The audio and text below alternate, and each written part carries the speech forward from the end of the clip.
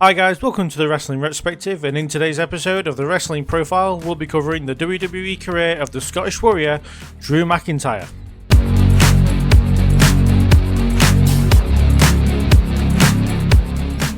McIntyre made his WWE debut on the 12th of October 2007's episode of SmackDown.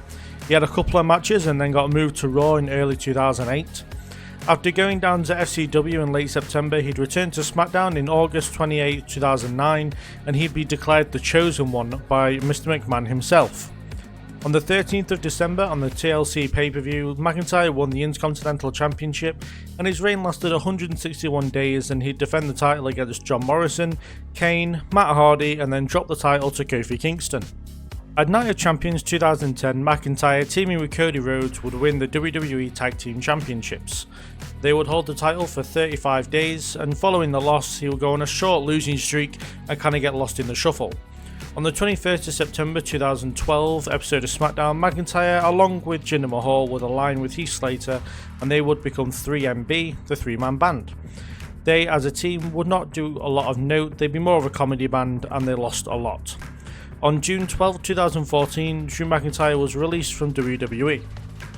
McIntyre appeared in the crowd at NXT TakeOver Orlando in 2017, and he'd make his NXT re-debut on the 12th of April. On July 19th, McIntyre became the number one contender for the NXT Championship and would go on to take over Brooklyn 3, defeating Bobby Roode to become the new NXT Champion. He'd have a reign of 91 days, and he'd defend the title only once against Adam Cole, and then lost the title to Andrade at TakeOver War Games. And during that match, he would tear his bicep during the match, and he would be out until April. On April 18, 2018 episode of Raw, McIntyre would return to the main roster and align with Dolph Ziggler.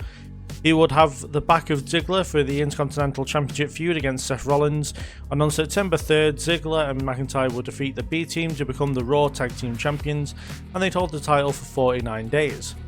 On the 3rd of December, McIntyre and Ziggler would go their separate ways, feud for a bit, and McIntyre found a friendship with Baron Corbin and Lashley, and they would feud with the newly reunited Shield. And he'd spend a good part of 2019 feuding with the Shield and Roman Reigns specifically, as well as helping Shane McMahon against Roman as well. Going into the end of 2019, though, McIntyre would start getting more positive reactions, and he would naturally turn babyface. At the 2020 Royal Rumble, Drew McIntyre would win the Royal Rumble match and go on to face Brock Lesnar at WrestleMania 36 for the WWE Championship, but due to the 2020 disease, it would be in front of no fans where he would win the WWE Championship. Between March 2020 and April 2021, McIntyre would be a two-time WWE Champion, with reigns clocking at 214 days and 97 days each, and would be a huge standout in the pandemic era of WWE.